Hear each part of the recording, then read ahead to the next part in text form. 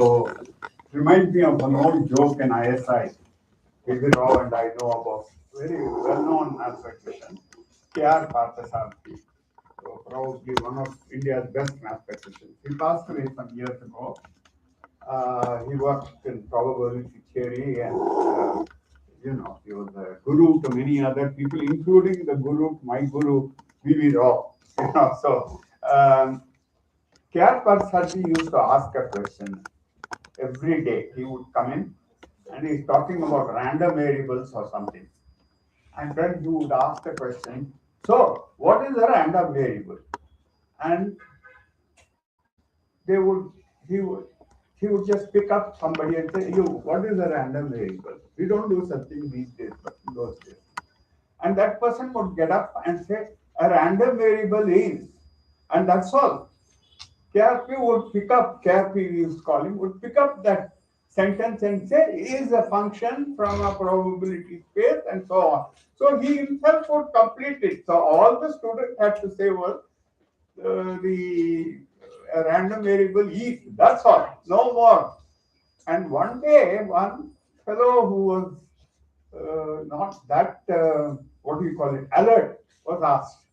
And he said, I don't know what a random variable is. And he got completely, he got, abused and all by KRP. And other friends made fun of him. He said, what a fool you are. You should have just said a random variable is. And he would have continued. So why did you say, I don't know? You mean to say all of us know what a random variable is? So that's, I was reminded of that about. And I asked you a question, maybe you should say is, and then I will pick it up and answer the question on your behalf. Anyway, all that joking apart, don't worry. I mean, if you don't know it, you don't know it. I think it's perfectly all right not to know, right? I mean, you learn. Whatever I have learned are also from books and from other people and so on. So you'll also learn like that, So anyway, I want to talk a little bit, very briefly, because it's a huge subject in itself, the history of some of these ideas. Okay. Who started thinking about infinite series, infinite sequences. There are many people, I'm going to miss a lot of people. Of course, in my list, the first person in my list, it doesn't mean he was the first person, is Archimedes. And you all know about Archimedes' principle in physics and so on. But Archimedes was one of the earliest persons to really, he didn't formulate sequences the way we do, but he basically used the limit of a sequence to estimate perimeters and areas, particularly the perimeter of a circle and the area of a circle. Because what the Greeks knew, or the ancient mathematicians, many cultures knew, was that the ratio of the circumference to the diameter was a constant. The ratio of the area to the diameter was also a constant. Of course, the question is, are they the same constant? Initially, they didn't know. But anyway, these two questions were there. And that ratio, let us say they were able to show that really the same ratio. So that ratio was called pi, as you all know, right? And so his interest was in giving a value of pi. I mean, the most symmetric thing in the universe is a circle. And you must know what the area and the circumference of a circle is to reasonable approximation. So what he did was he took a hexagon, a regular hexagon. Can I do that magic and write on the board? Yes. Yes. My drawing is very bad because I have a tremor. So forgive me for bad handwriting, but I'll try my best.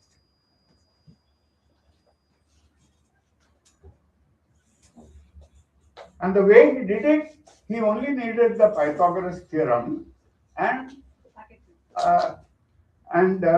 sorry, yeah, I'll take it. He only knew the Pythagoras theorem He also knew how to extract square root, cube roots, and so on. Okay. So with only this, he was able to calculate pi to a great deal of accuracy. I will show you how it is. So you take a circle. My circle may not look like a circle. Okay. And you first inscribe a square. You can do it in many ways, but I'm just saying this is a square. Let's say this is a unit circle, so this is 1. So this is the diagonal is 2, and so how do you erase it? I'll just do it like this. So don't worry. The diagonal is 2, and these sides are all what? Square root of 2, right?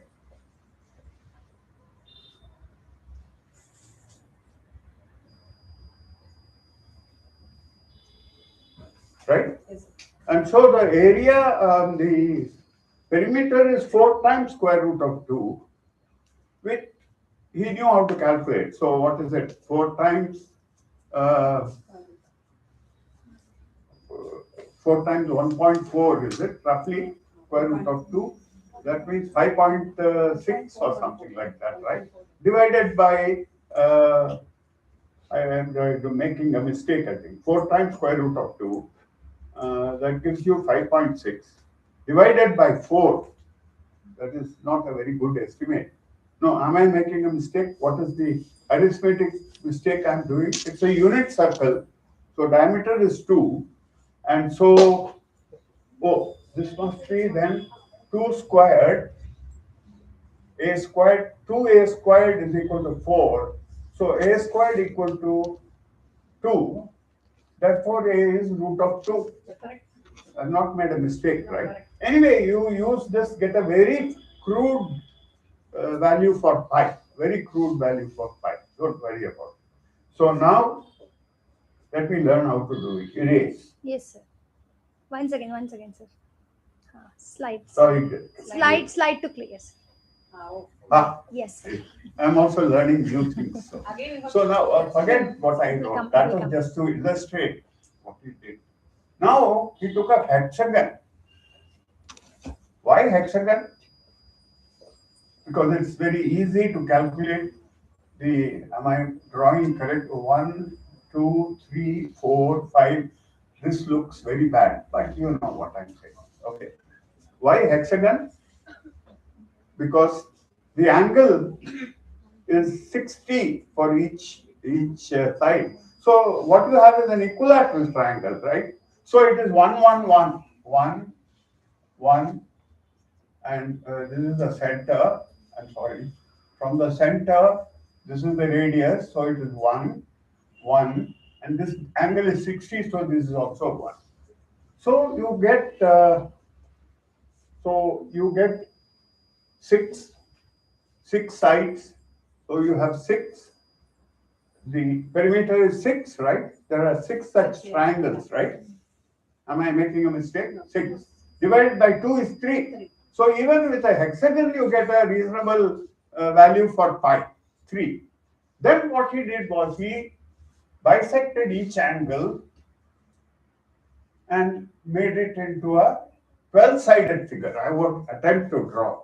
You get the idea. Each angle you bisect, and then you draw a 12-sided regular polygon of 12 sides. And using elementary, what do you call it, Pythagoras theorem, you can calculate each side, and then you multiply that by 12, and you get the perimeter of the circle, and from that you calculate the value of pi. So it doesn't involve anything. I tried it out by hand the other day. So it involves maybe square roots, no cube root, just square root, and then square root of a square root, and so on. Each stage you only do a square root. You must know how to take square root. Then what he did was, then he made 6 into 12. Then he made 12 into 24. So he bisected again and got a 24 to 48. and 48, if you do that, what happens? 96, right? And then whatever. And he went up to some power of 2, which is like 2 power 8 is what? 2 power 4 is 16, right? So 2 power 8 is 16, 16, 256, 512, and I think he went up to 1024 or something. All this by hand. Remember that the ancient Greeks did not have the place value system. They did not have decimal notation. They had that very primitive kind of way of writing numbers. But even with that, he was able to calculate up to 124 from inside. He did a similar thing from outside and was able to, what we call today, sandwich the two, the value of pi between two.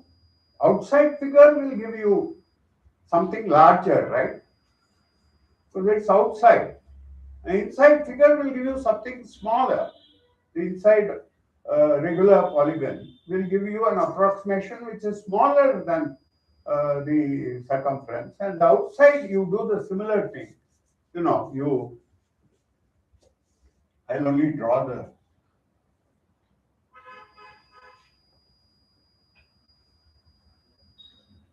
Okay. So he gets a sequence, right? He gets a sequence. First one is from hexagon. You call it, I don't know, perimeter, P1. Then he gets P2, and so on. He went all the way up to P something, P8 or something. And he managed to approximate the value. So the notion of a sequence is already known to, was already known to Archimedes. That is how he did the value of pi. By then, I think he didn't want to go any further because he got a pretty good value. The difference between the outer and inner was very small. Okay, so this is the story of how pi was first studied by Archimedes, how the value was calculated by Archimedes, and pretty good, up to a pretty good approximation. So the value of pi,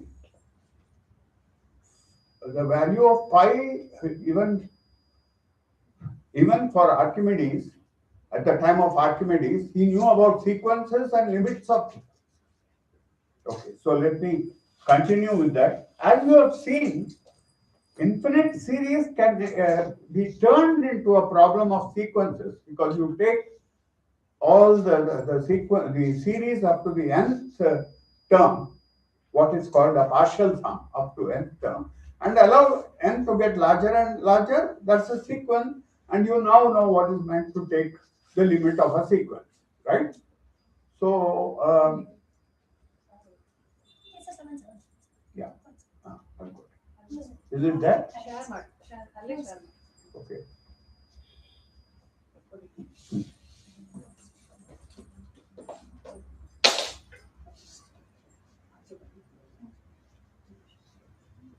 It gives me a bit of rest from shouting.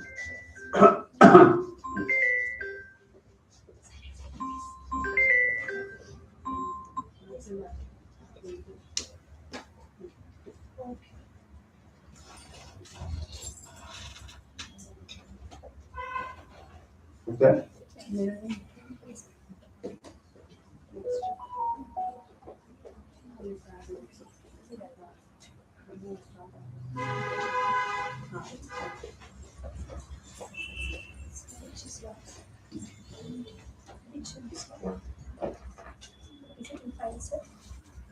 Shall I connect or what? No, it's not a file, you see. This is. Okay. Notes sequence. Thank you.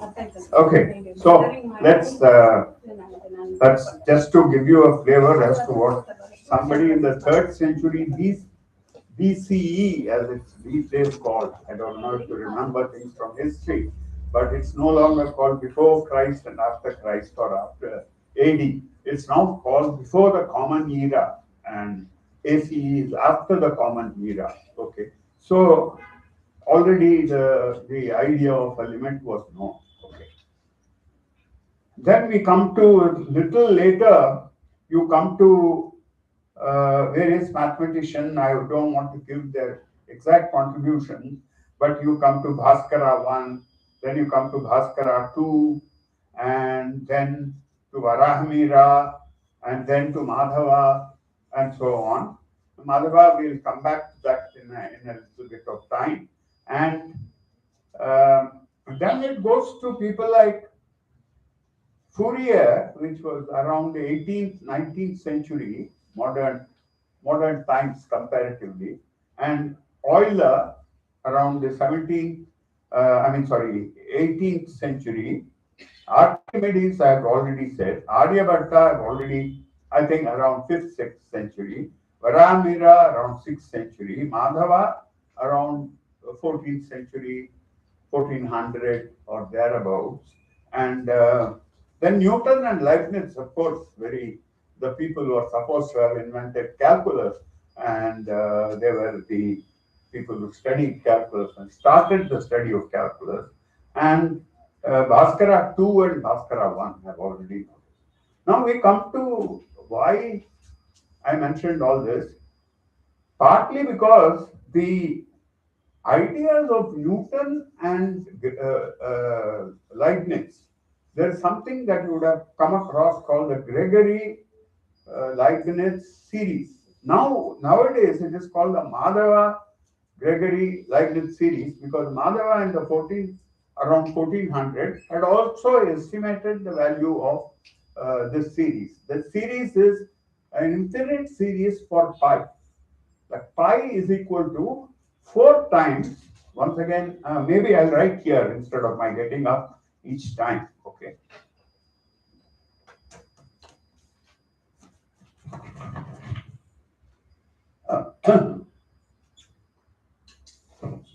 Okay, can you see? Yes, sir. Pi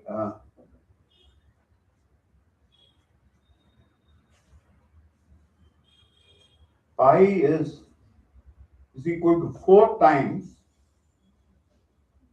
1 minus 1 over 3 plus 1 over 5 minus 1 over 7 and so on. This infinite series. It's alternately positive and negative, and we have only been considering positive series so far, but it doesn't matter. You combine the first two terms, you will get a positive number, 2/3.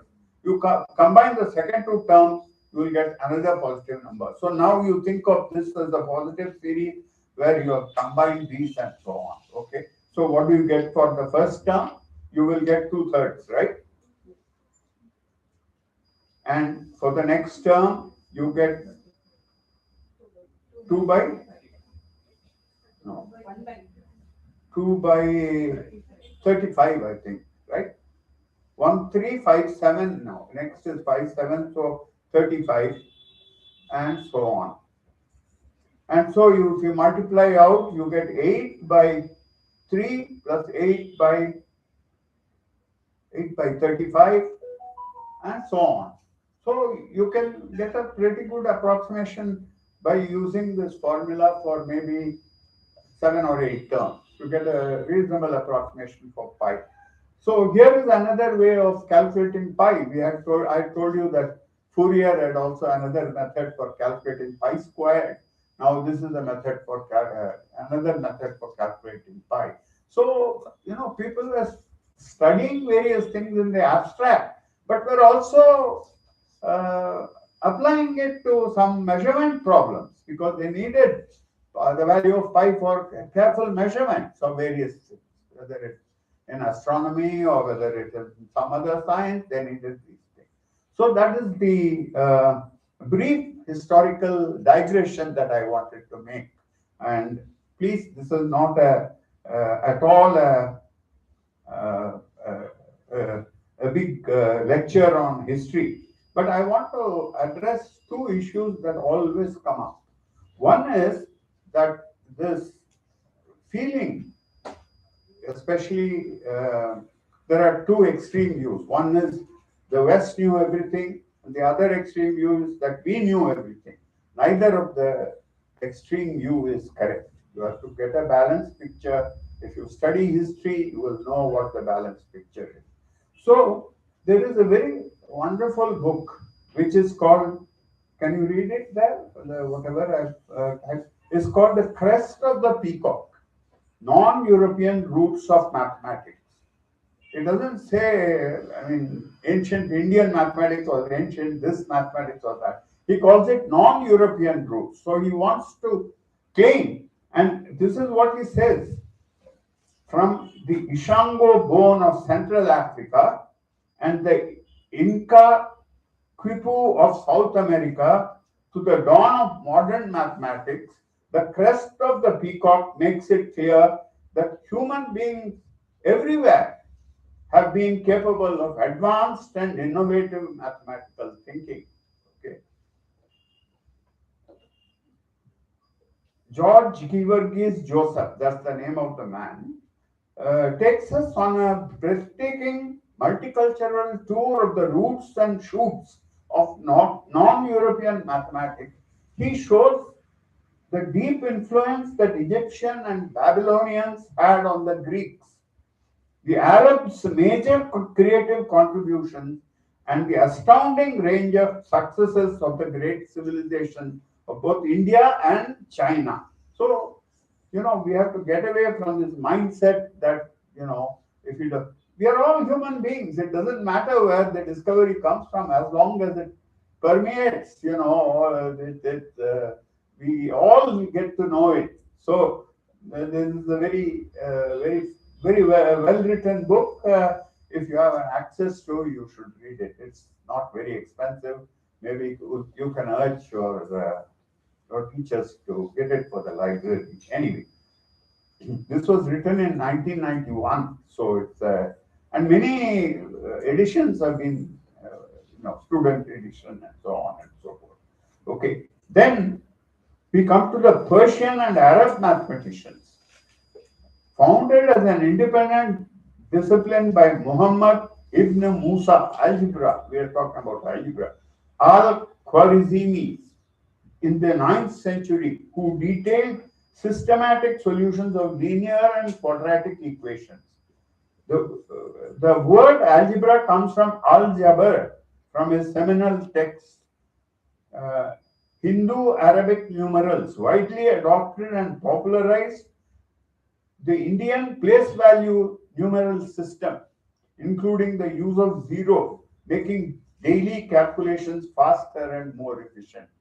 That's what I was telling you, that Archimedes didn't have this, and yet he was able to do these difficult calculations. Then decimal fraction extended the base 10 value system to include fractions used seamlessly in written algorithms. Trigonometry, transformed by scholars like al-Batani and Nasir al-Din al-Tusi, from a tool strictly for astronomy into an independent branch of mathematics which defined trigonometric functions. Geometry and polynomials, advanced by figures like Omar Khayyam, who geometrically solved cubic equations, and Al-Karaji, who initiated the use of mathematical induction. So you find all these strands of ideas in many different cultures. I want to draw attention that there is a chapter on South American, the Incas and the Mayas and so on, how they thought of mathematics, how they built up calendars. And this was not known at all to us till very late because of, being cut off from that part of the world. And the people, the Europeans conquered that area, but did not promote the study of American Indian culture. So it's only now slowly people are recognizing this. So you have, on the one hand, you have that. So all cultures, it's a universal language. So that's all I really wanted to say. So let's get back to this question of sequences, limits of sequences. So let's take, there is two principles I want to tell you for convergence of sequences. Mind you, I'm still talking. See, one thing you have to realize is that studying series is not a separate study, because studying series finally comes to studying the nth partial sum of the series. So you are converting it into a problem of sequences. So they are really the same. Not the same, but the study of one is the same as the study of the other. That is what I'm saying. So first point that I want to say, any increasing sequence bounded above, that means bounded on this way, this on the right, by some number, I'm not saying that number is going to be the limit. We know that it's less than or equal to 5, let us say. But it's an increasing sequence.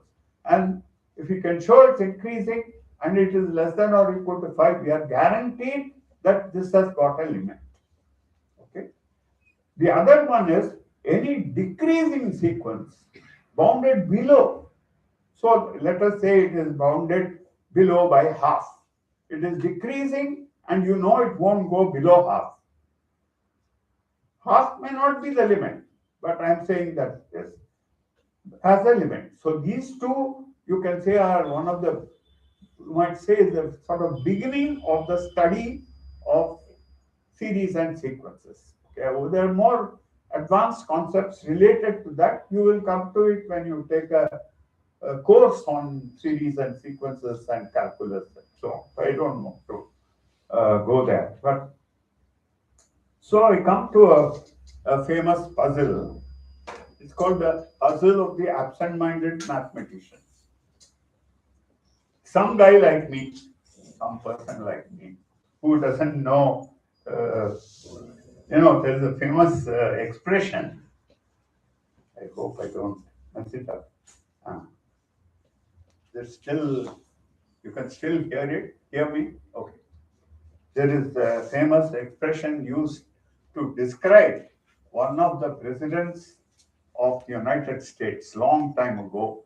Let's say President X, before you people were born perhaps, that he could not chew gum and walk at the same time. So he had to either chew gum or he had to walk. He could chew gum and walk at the same time. So I'm a bit like that. I can't do two things at the same time, but I hope I can manage to do this. So okay. So can I go to do the thing with the finger drawing?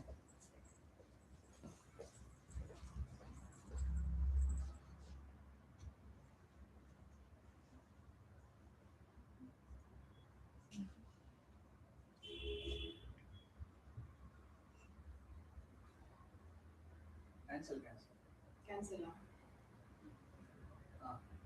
Uh, Erase not. So this erase, yeah.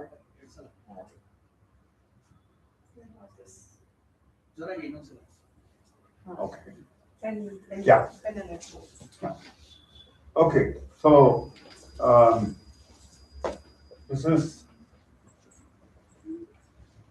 this is my home, and I'm giving lectures in my college, which is PMS College.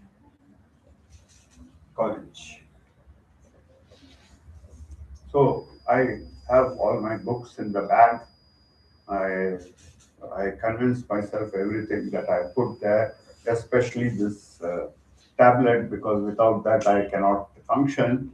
And so I start. This is a linear road, nothing fancy. Sorry about the drawing. Horrible drawing. Okay. So I walk. And then about halfway through, so think of this as the unit distance.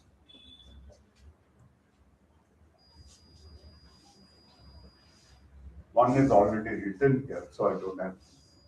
So think of it as unit distance. Any scale, I mean, you can make it one, right? So I stop halfway. This is half. And then I scratch my head and tell myself, oh, I did not put my tablet in the bag. And so instead of looking in the bag, I say, let me go home and collect it.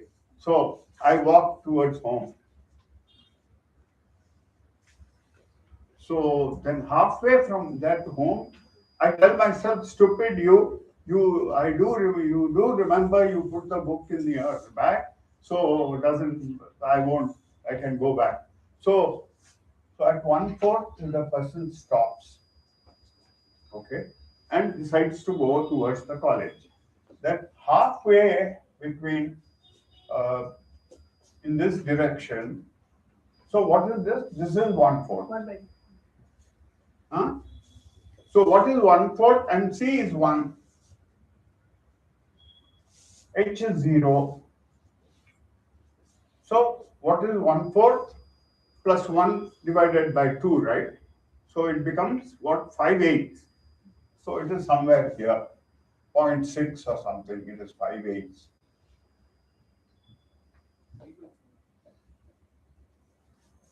Okay. And then he says, I will go back again. The same doubt here. So he goes back. So what happens? Between 5/8 and 0, he stops again halfway through. And so what is the point that he reaches? 0 plus 5/8 divided by 2, right? So 5/16. So that is a little, 5/16 is little less than half, but more than 1/4, right? So it is somewhere here.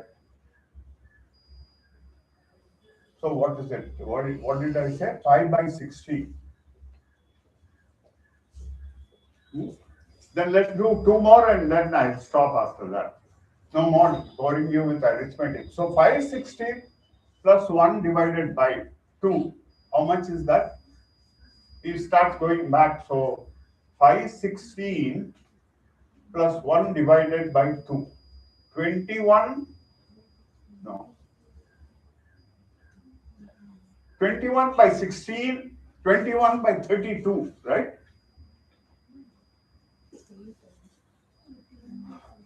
No? 21 by 32. Okay. So it's a little more than 5/8. So 21 by 32.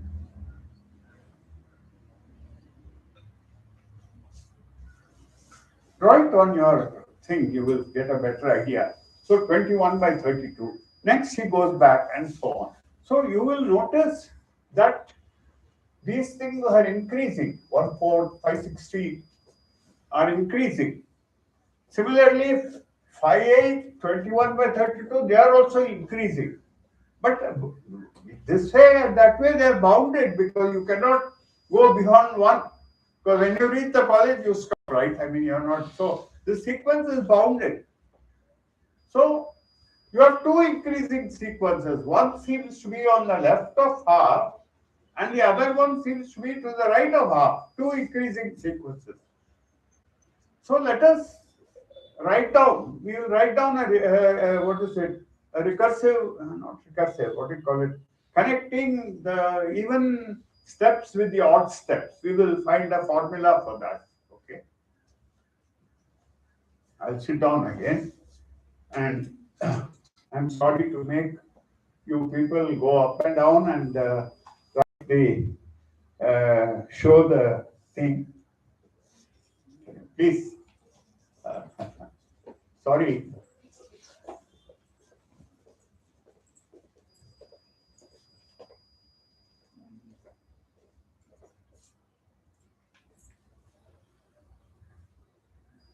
Sir, ಅದರಲ್ಲಿ mirroring ಮಾಡಬೇಕು.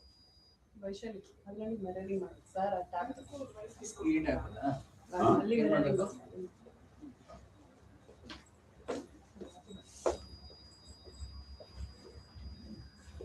It's nice, I think, for you and for me to stop and regain our bearings. Mirroring.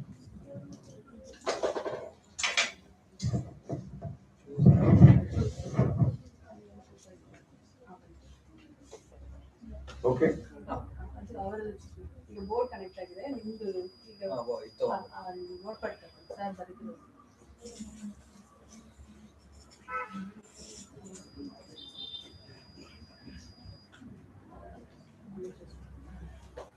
Got it?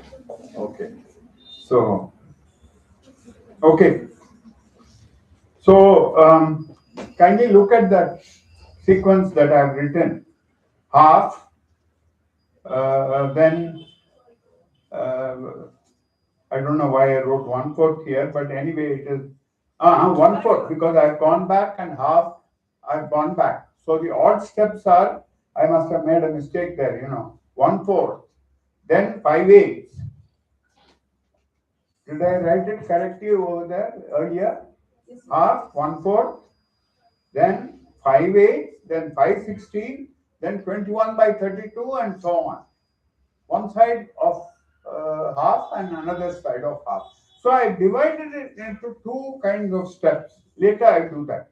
So what is at the odd level? It is merely P to let us see what the even numbers are. P1 is half. So P2 is even and it is 1/4. So I will write this connection between P21 plus 1 is equal to P21 plus 2 is equal to P21 plus 1 divided by 2. You got it? That's the previous thing. And then P2n plus 1 is 1 plus P2n divided by 2 because it's going towards 1. So it's the average of the two. So let us see. And I've told you they're increasing sequences and they will go to a limit because they are bounded by 1. Huh? So let us take the limits. So you get, so if you take the limit of the first equation, which I call star, you get P even, PE is equal to P0, which is odd, divided by 2. I'm taking for n larger and larger. So I get PE is equal to P0 by 2. And if you do the same thing with the other double star, you will get P0 is equal to P0 is P odd. I mean, not 0, but P odd, O, is equal to 1 plus PE divided by 2. It's simple to solve for PE and P0. P0 turns out to be 2/3 and PE turns out to be 1/3. I should have asked you actually before I went. What is your guess as to the long time behavior of this man? I did ask some of your teachers to make a guess, and I think they must have thought about it. But my first guess was maybe around half. The very large number of steps, they keep on going, so it must be somewhere around half. I did not, till I actually sat down and wrote this, I did not realize it will be 1/3 and 2/3. There is an article called The Vacillating Mathematician by somebody called Athreya, Athreya, long time ago in Resonance, the Journal of Science Education. You can easily access it on the net. You can even download it. It's free. There's one Springer link which is not free. Springer, they want to make money, but the Indian Academy of Sciences link is free. You can download it. Okay. So this is, instead of telling you there is a subsequence and so on, I divided it into two sequences, odd and even, and gave it some names. So you got PE equal to 1/3, PO equal to 2/3. Okay. So this kind of reasoning helps us to get limits, to at least prove the existence of limits for certain sequences. And then by some other clever means like what we did just now, you can actually find the limit of the sequence. So please remember these two, you could call it axioms, they are tied up with the axioms of the real number system. There is something called the completeness axiom, and this is closely related to the completeness axiom of the real number system, that increasing sequence bounded above as a limit, decreasing sequence bounded below. Okay. So These are two things that uh, I had talked about. So let's see. Let's go back. So this is the first time I've proved anything, right? Oh, we did prove that 1 over x, 1 over n, sigma 1 over n equal to 1 to infinity is divergent. Okay. So the next is this series 1 over 1 squared plus 1 over 2 squared plus 1 over 3 squared. That I had told you is actually a convergent series. Convergence means take the nth partial sum then gets larger and larger. This Sn goes to a limit. So the question is why? Why is it? So let's go back to that same diagram, and if you don't mind helping me, so whoever helps me should sit in the front row. Otherwise, they'll keep running back and forth from there. So kindly help me with this.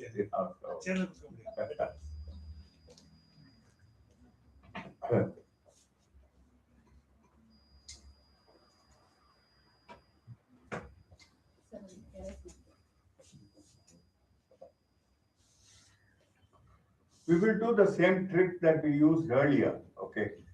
Looking at the graph of some suitable function. So you have sigma 1 over n squared now, and so we have sigma 1 over n squared, which is 1 by 1 squared n equal to 1 to infinity plus 1 by 2 squared plus 1 by and so on, right? So what is the function that you will consider? What is the graph that you would look at, given that it is 1 over 1 squared at 1, 1 over 2 squared at 1. So what is the graph that you will consider? Earlier it was 1 over 1, 1 over 2. So you consider the graph of 1 over x, f of x y equal to 1 over x. Now what is the graph you will consider? P.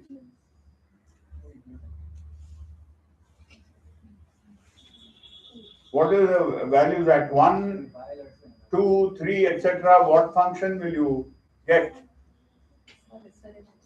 Yeah?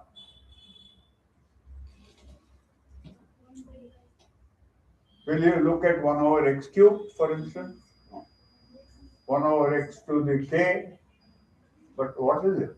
1 by x square. Huh? 1 by x. Anybody? 1 by x square. Correct. So I look at the graph of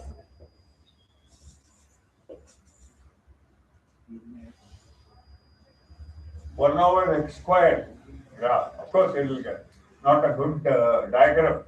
So at 1, it is 1. At 2, I'm sorry, not 1, it is 1. 2, it is 1 over 2 squared. At 3, it is 1 over 3 squared. The heights are 1, 1 over 1 squared, 1 over 2 squared, 1 over 3 squared, and so on. Now, instead of considering, we will now consider the outside areas.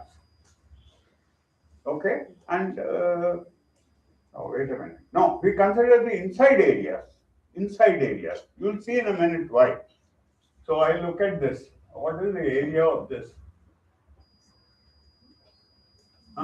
This side is always 1. One side is always 1. 1, 2, 3. And the height here is 1 over 2 squared, right? Because I'm looking at this side, 1 over 2 squared. So you get this side, this. Then look at 1 over 3 squared. So leave 1 over 1 squared alone. Do all this. Because adding 1 doesn't matter. You can add 1 later. If this portion is already not convergent, then this adding 1 will not make it convergent, right? It's just a single number. So if it is divergent, then adding 1 will make it divergent. If this is convergent, then adding 1 will be that plus 1. So there is no problem. Okay, so tell me, what is it that you have to do? What was the trick we used? So this is 3 squared n, this is n, let's say this is n plus 1. Oh, sorry, taking all kinds of, okay, I don't know how to erase this, there is some way of erasing, some right or something, erase, okay. Ah, I'm learning, very slowly but learning. See, that's why you shouldn't be ashamed of not being able to learn. Okay. So this is I look at the last one, the typical. Oh, I have to do this again. Same thing. Yes, yes. Okay. Okay. No. I have to start it. Right? Pen, right? Oh, right. Okay, it is. Okay.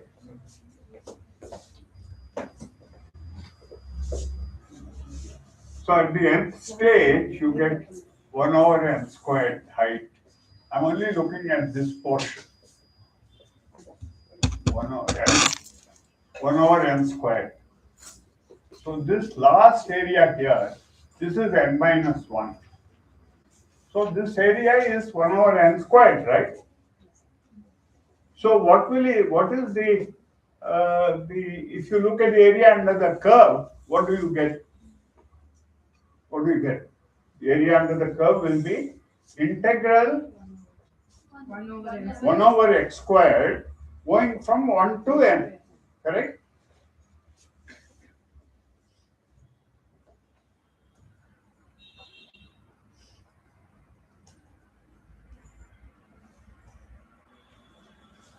On to n. So what do you get? What is the antiderivative of 1 over x squared? What function, if differentiated, will give you 1 over minus 1 over x. Okay. So this is minus 1 over x. And what are the limits of this? 1 and n, right? So what do you get finally? The answer is 1 minus 1 over capital N. Is that correct? Yes. Huh? Yes, sir. So now as n goes to infinity, what happens? This goes to 0, right? And so you will have 1, and then I left out a 1 because I started with 1 over 2 squared. So the whole partial sum will converge to something which is less than or equal to 2. So we know that S, we'll call it S, the sum of that infinite series is less than or equal to 2. Is that okay? My proof convincing? Okay. This is can be made pakka, I mean rigorous. I wave my hand here and there, but you know integration, you know the two principles that we stated, and so there is no problem. Okay. So I proved that sigma 1 over n squared. I will now stop. What's the time like? 3, sir. 3. 3. Oh, I still have some time. Oh no. We started at 2, is it? 2, sir. Now it is 3. It's already 3. Okay. So maybe, no, what was it? Supposed to be 2 to 3:15, right? That was what we had agreed on. We had signed a memorandum saying that I will lecture from 2 to 3:15 and you will lecture from 3:30 to 3:45. So there is a memorandum like that. So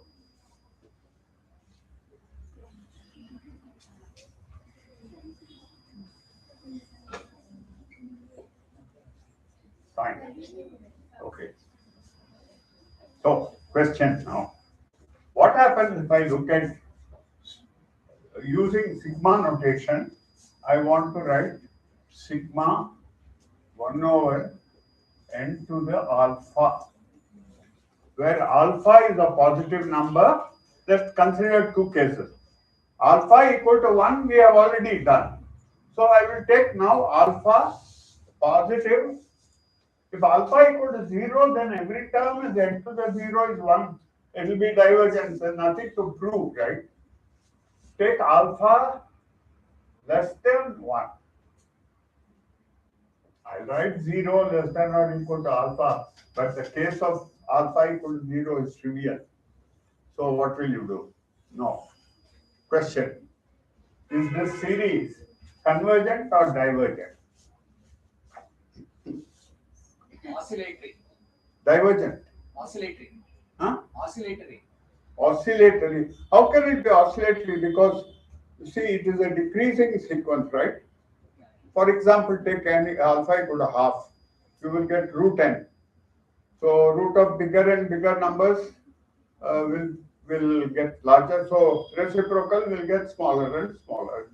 So when you add up, you will still get a positive number. And if you add the next term, you will get another positive. But it's getting greater, right? By a small amount, it's getting greater. So we can try and argue in the same way as we did that time. The assembly, maybe because the terms are getting smaller and smaller, maybe it is convergent. But we proved already in one case that it cannot be necessarily convergent. So what I'll do is I'll do a simple comparison. See, if each term in a positive series is smaller than or larger than a corresponding term in a series about which you know something, let's say that other series is convergent, is divergent, and in this series, you know each term is bigger than the corresponding sum in the divergent series. Then what does it mean about sigma of the second series? Because the other one, Sn is unbounded, it's going to be infinity. So in this, what about n to the half? What? Root 2 is bigger than 2. Root 2 is less than 2. Therefore, 1 over root 2 is bigger than 1 over 2. So if alpha, if this alpha business is confusing you, put alpha equal to half and do everything. All and n to the power half means root n. That's all you need to worry. So if alpha is less than 1, n to the alpha, 1 over n to the alpha is greater than 1 over n. So 1 over n to the alpha is greater than 1 over n. If alpha is less than 1. Just think of alpha equal to half if you are confused by other things. So root n is smaller than n. 1 over root n, therefore, is bigger than 1 over n, right? So in each term, you find that this corresponding term. So this one, they're all positive terms, so I don't have to worry about. So this is, for this range of alpha, you get. So what does it say? We have already proved sigma 1 over n is divergent, right? Blows up. So what does it say about 1 over n power alpha for alpha less than 1? Divergent, right? Blows up. For alpha bigger than 1, what can you do? Same kind of thing, you can compare it with 1 over n squared case. If alpha is bigger than 2, n to the alpha is bigger than n squared. Therefore, 1 over n power alpha is less than 1 over n squared. And we have already proved that sigma 1 over n squared is convergent. So, this smaller than a convergent series. So, we know that there has to be a limit because it's bounded above by the sum of the second series. So, it's convergent. So, we have proved a theorem actually Once again, sorry, this is an exam for me. I should be able to do it. I just do it. This is easier than going there and sliding things and all that.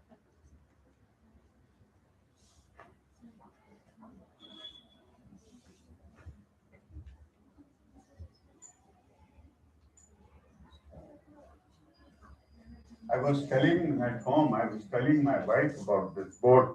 Said I'm fascinated. I want to buy a board like that. I said perhaps it is a very expensive thing, maybe worth several lakhs. So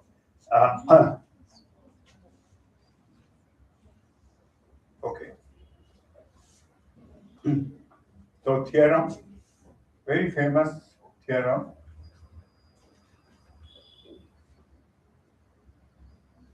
Sigma 1 over alpha into the alpha. For some historical reason, this is written as S, is convergent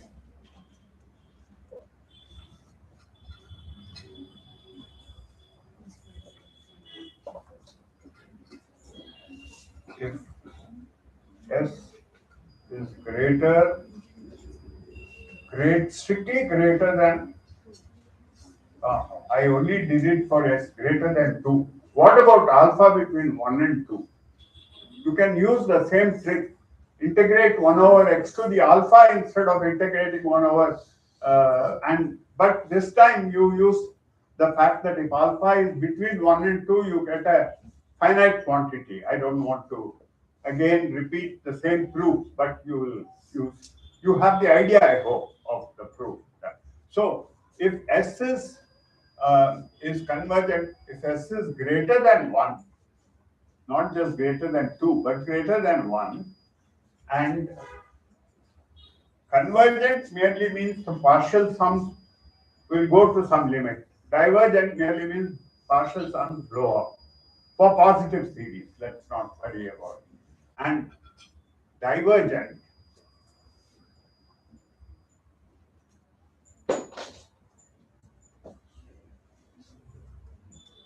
if S is less than or equal to 1. Very famous result. Now, why do I say this is famous? I proved to you that it was only involved very elementary integration and so on. The point is that this is related somehow very mysteriously. This thing is related to the distribution of prime numbers. So let us look very briefly at that, and then I'll stop so that you can all go and drink tea or coffee or whatever. Okay. Please remember this function, sigma 1 over s. So it varies with s. If s is less than 1 or less than or equal to 1, you don't get anything finite. So we will call this function beta of s is equal to this sum.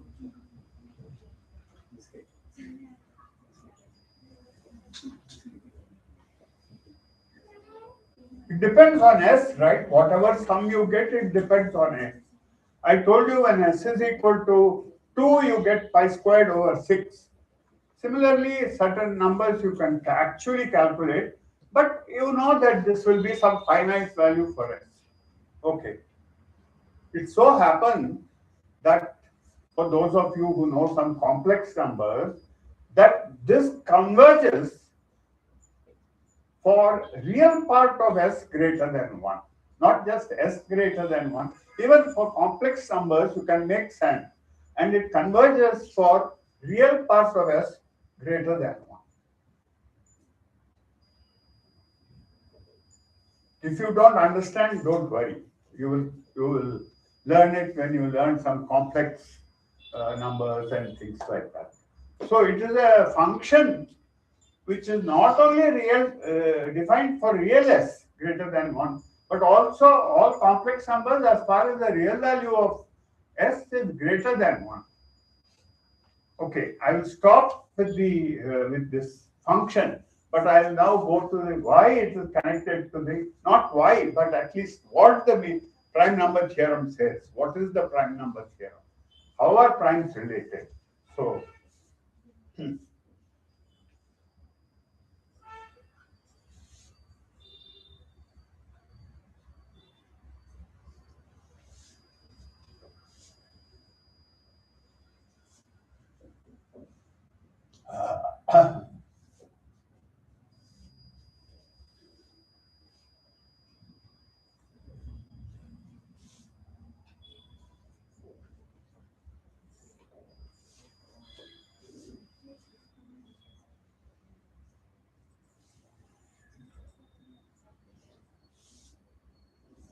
I will define two sequences for you. Okay, related sequences. One is called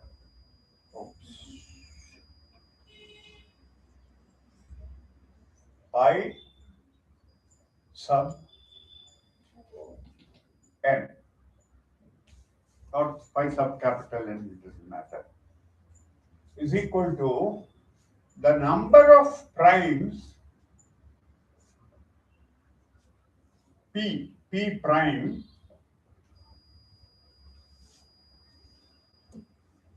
p less than or equal to n. Follow? Is that okay? What? Some problem? Issue? No? So, for instance, what is pi of 2? Pi 2 just equal to 1, right? Number of primes less than or equal to 2 is just 2 itself. We don't consider 1 a prime, by the way, because if you want to write something as uniquely as a product of prime, you can keep on multiplying by 1 and, so it's better not to consider 1 a prime at all, starting from 2. What is pi 2? Number of primes less than or equal to 2 is 1. What is pi 3?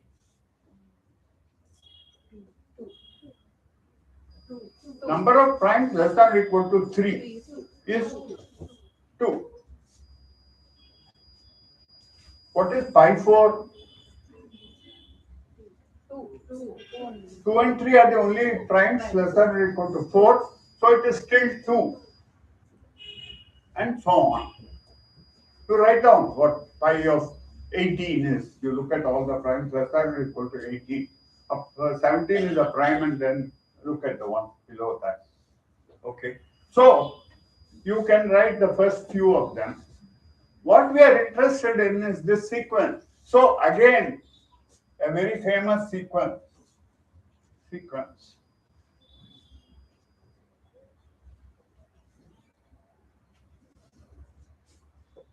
Okay. So question, does it can't have a limit, right? Because number of primes is infinite. Have you seen proof of that? Goes back to Euclid. Euclid's proof of the infinitude of primes. Think about it. P1, P2, P3 are all primes, let us say. Then at some point you have, if it ends, then look at the product of those primes and add 1 to it. Then there is no prime factor for that, right? You will always get this 1 as a remainder. So there cannot be finitely many primes. I'm only orally giving you the proof of Euclid's proof of the infinitude of primes. So you know there are infinite primes. So as n gets larger and larger, you know pi n is going to get larger and larger because there are infinitely many primes. Okay. So now question is, so what is the behavior of pi n when n is very large? And that result is a very famous result which was conjectured by the great mathematician Gauss, whose name I should have put down among the list of people who contributed to it. Carl Friedrich Gauss was the name of this man, who considered to be one of the greatest mathematicians of all time. These are phrases used, don't have to worry about that. And he by merely looking at large number of cases, he made a conjecture, which is amazing. I mean, based on, well, he did many other things which for which he gave proofs. But this one, he conjectured by observing a large number of proofs. And once again, I have a test.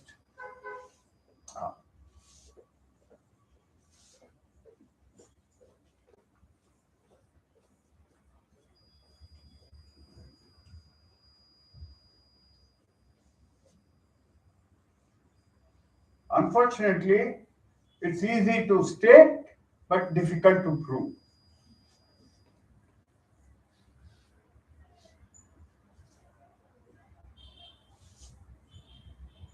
Okay, so I'll state it and then explain what it means and then make one more statement and stop.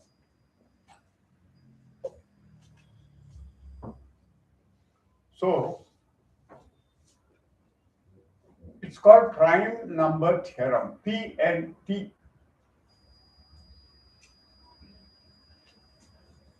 It's called the prime number theorem, okay? And it says that pi n, I've already defined the sequence pi n for you. Pi n is number of primes less than or equal to a certain fixed n. It says that pi n is asymptotic to, I'll explain what I mean by this. Does anyone know this? Have you heard of this prime number theorem? One of the great results of number theory, prime number theorem. Doesn't matter. I had also not heard of it when I went to college. Later on, I learned about it. Pi n is asymptotic to, and I'll explain what I mean, to n divided by log n. Log is log to the base e.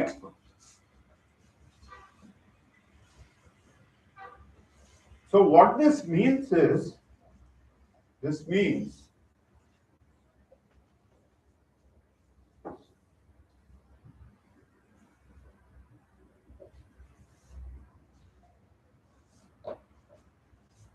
pi n divided by this quantity n divided by log n over log n.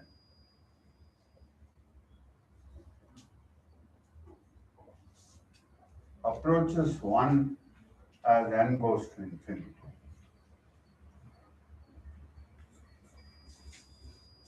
And then gets larger and larger, this ratio approaches 1. So that is a famous theorem, and it's to do with certain specific sequence, namely the number of primes less than or equal to a given n. And Gauss conjectured it sometime in the 18th century or so, and it was proved that 150 years later by complicated methods. Today there are somewhat simpler proofs available, and if you study number theory, you will encounter this wonderful theorem. Incidentally, this is all, it is not as far-fetched as the pure number theory. This has connections with all kinds of things. These days, primes and connection with cryptography, breaking codes, and so on. So, there was a famous mathematician. I'll just sit down because I'm tired. There was a famous mathematician called Hardy. Have you heard of him? G.H. Hardy. He was the man who was responsible for taking Ramanujan to Cambridge long ago, 120, 130 years ago, 110 years ago maybe. And they collaborated. Ramanujan had great intuition, but he didn't know formal mathematics to prove things. And together, he and Hardy and another person called Littlewood, they all collaborated and discovered something fantastic. So, according to Hardy, why I brought in the name is, he was a purist. He said, oh, I work in an area which does not have any connection with real life. I work purely for the beauty of it, and so on. But today, number theory is used in a lot of applied mathematics. cryptography, even in physics and so on. So Ramanujan worked on something called the partition function. And today partition function is of central importance in statistical mechanics. So, there is never say this is pure and that is impure, absolute rubbish. Even a great man like Hardy made a mistake. What is very theoretical today may in another 50 years become completely applicable. So that's why I brought up the name of Hardy, because he is very well known for his discovery of Ramanujan. And anyway, he was a great mathematician, but in this he was wrong, in this particular thing. And those of you who like reading prose and how mathematicians think of mathematics, he wrote a very beautiful book called A Mathematician's Apology. So I'm totally my view of mathematics is totally different from that of his, but he expresses himself beautifully. Even with people whom you don't agree, you can sometimes appreciate the way they have expressed themselves. And this book is called A Mathematician's Apology, where he says that the saddest thing that a mathematician, these are not his words, and do is to can say is that I can't create mathematics. I am now a teacher of mathematics. I think that is rubbish.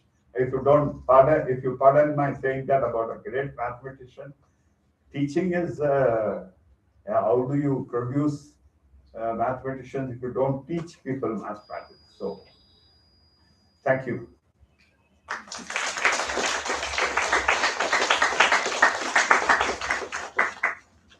Any questions? I'd be happy to answer any questions about mathematicians. Anything you feel like asking. Yeah.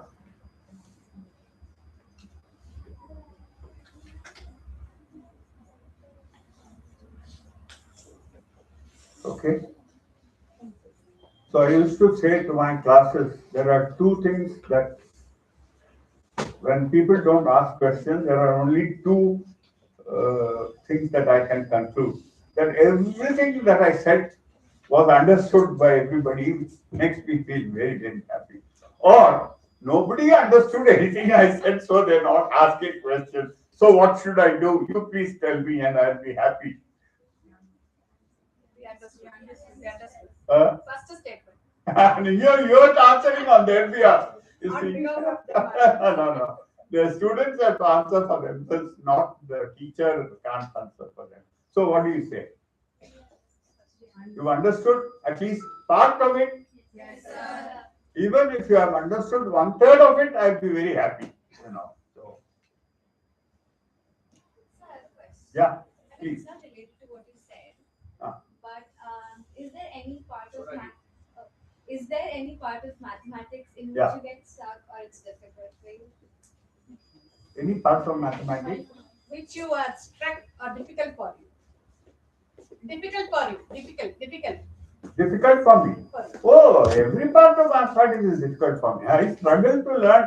I mean, see, one thing I must tell you, that for elementary mathematics, let's say up to, for what you know only, let us say trigonometry, combinatorial mathematics, and so on. I have no advantage over you, because both of us have all the tools that are necessary to solve that particular problem. So my knowing a lot of mathematics or having learned a lot of math does not give me an advantage over you. So, for instance, not that I believe in all these competitions, but the so-called Olympiad problems are considered extremely difficult. Okay, and those problems are solved by some of these kids who are 14, 15. Their teachers won't be able to solve those problems. So the thing is, when you look at a body of knowledge, if you and I know that body of knowledge, then you have as much chance of solving a problem which is covered by that body of knowledge as I have. Maybe if I give you a problem on Fourier analysis or something which you have not learned, then I can solve it and you cannot solve it, right? So this is the thing about all knowledge, you know. When you have the knowledge, the same knowledge, two people are in the same, as they say, level ground. It's only when one knows more and the other knows less that there is an issue. I hope that answers your question. Yeah.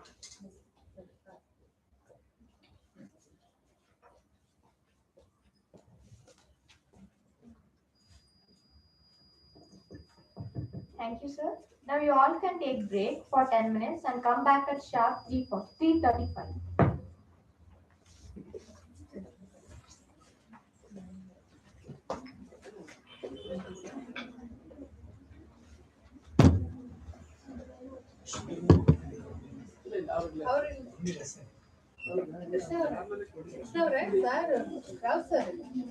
No, brother.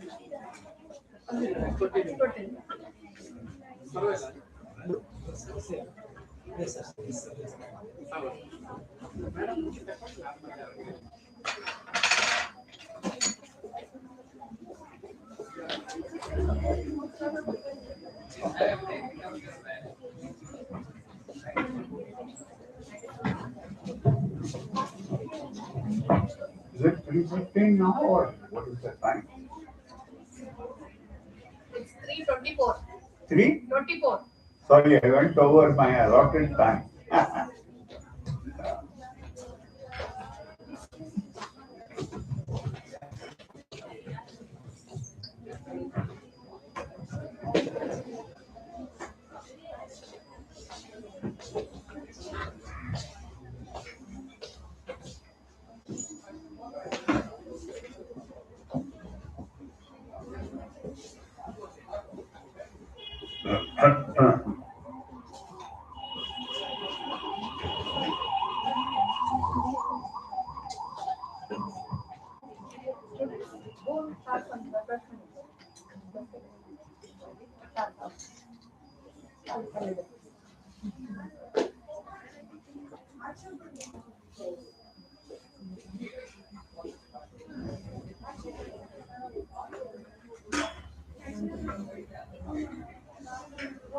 Thank you.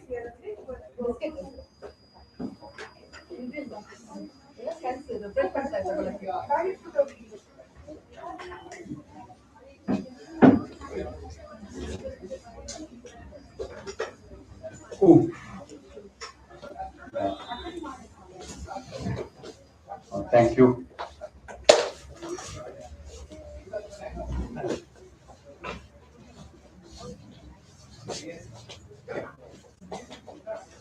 Thanks.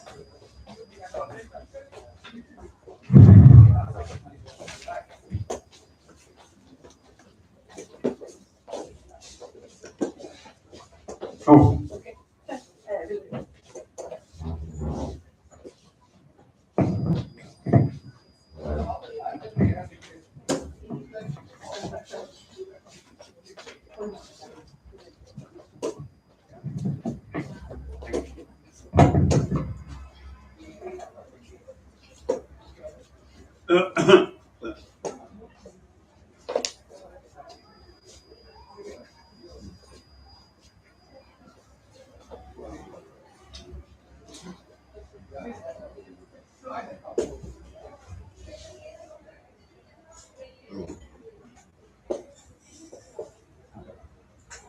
Nice, they were following attentively.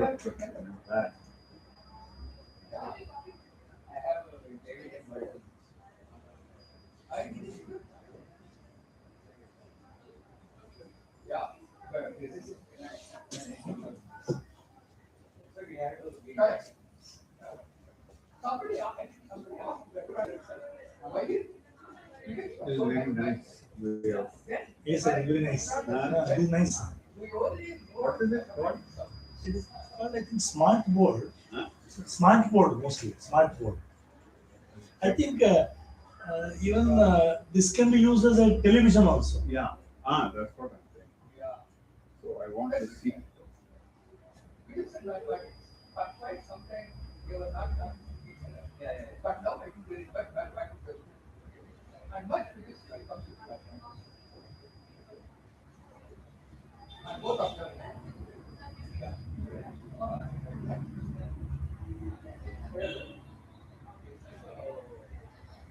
Here the case will not Ah.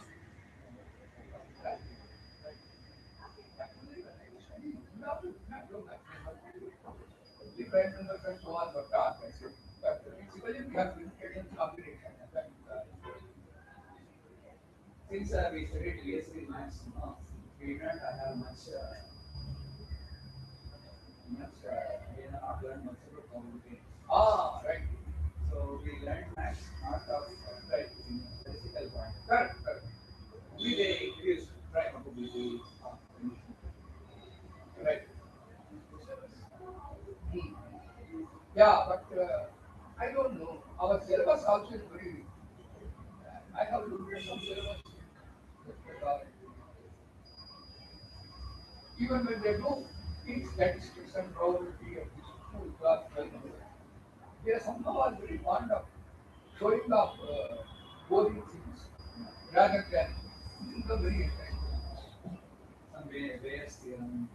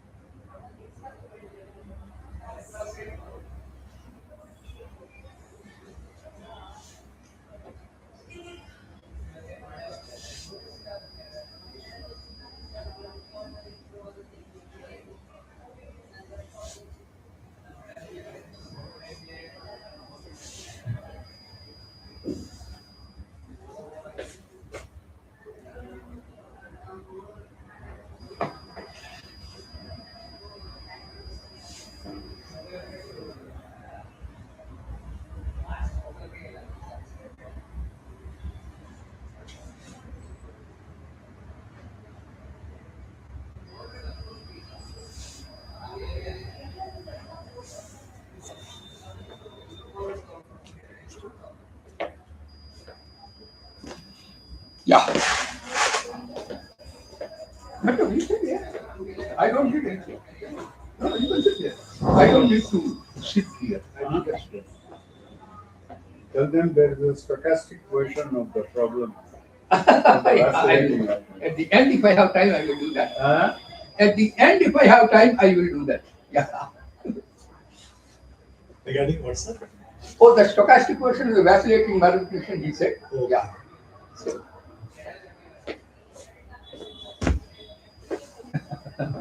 Yeah. Yeah, I plan to at least come to random walks and so on today. Yeah. Yes. It seems you can get it even on Amazon. Digital blackboard for teaching. Okay. All in one, 8 GB RAM, 128 GB ROM, AI, multi-touch screen, display for teaching, classroom and office. Okay. What is the cost of it, sir? Uh, What is the cost of it? I don't know, I'm seeing There is one which is, I was looking generally, they seem to be about 70,000 and upward, 65,000 and upward. Oh, Quite expensive. very expensive.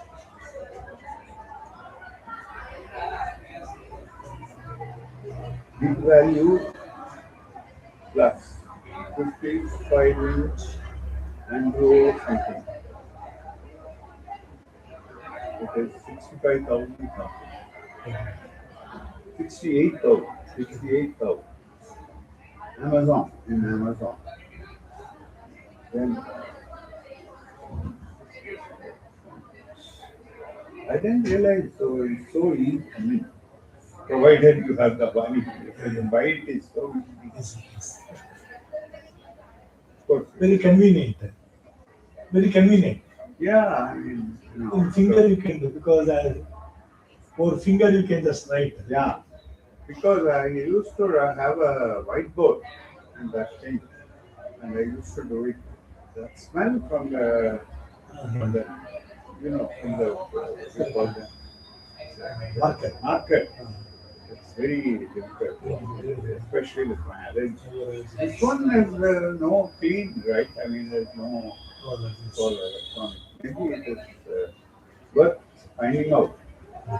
I might want to find out if I can trade in my the TV. I have one flat TV and so on, whether I can exchange for that or get some discount. So, anyway, I'll find out.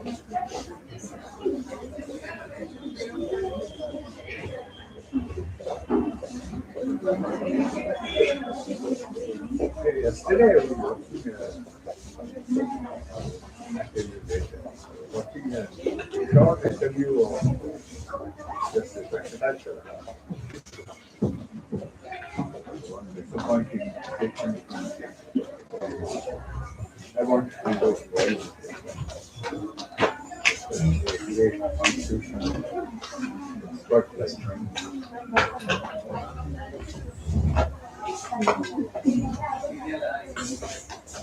You know his residence. His residence, you know. His house, you know his house. I've been there once. On the way only we came yesterday. No, just I told you. We should take some time. Also, you should find out this guy. Although he's a very informal person. Very important.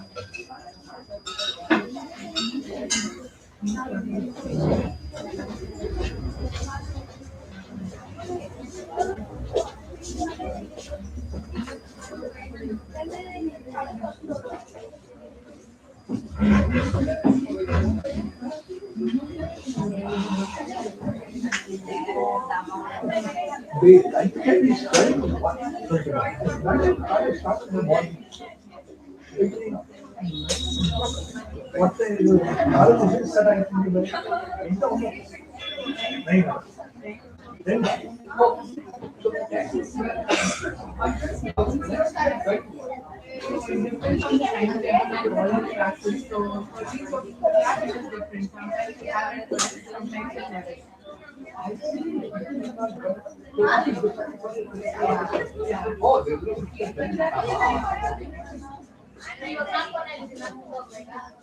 generally 1 hour lecture.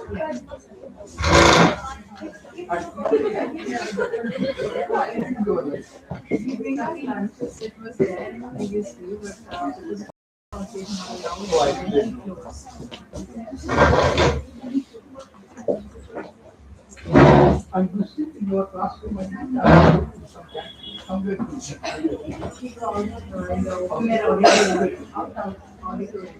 go at it.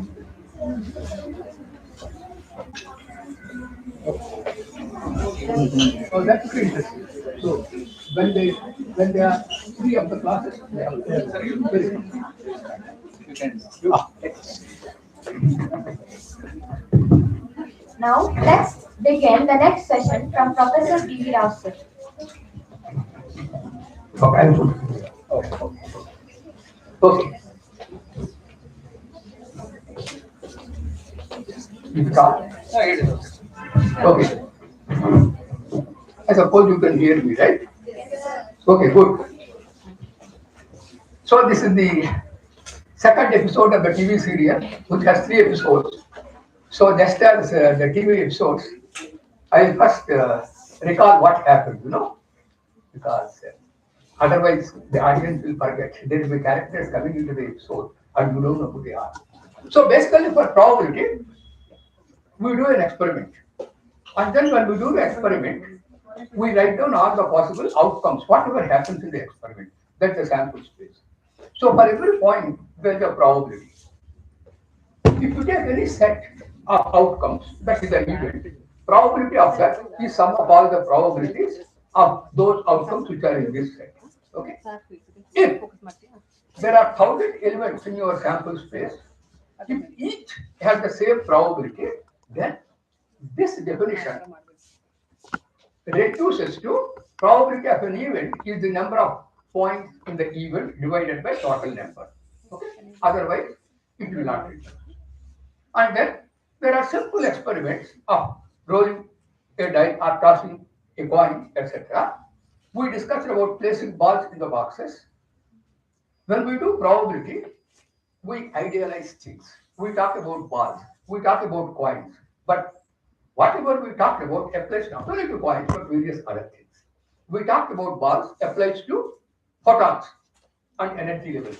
Okay, beautiful, very simple, both Einstein statistics. It's an extremely elementary thing. But as I said, our syllabuses usually stop giving you anything that's interesting.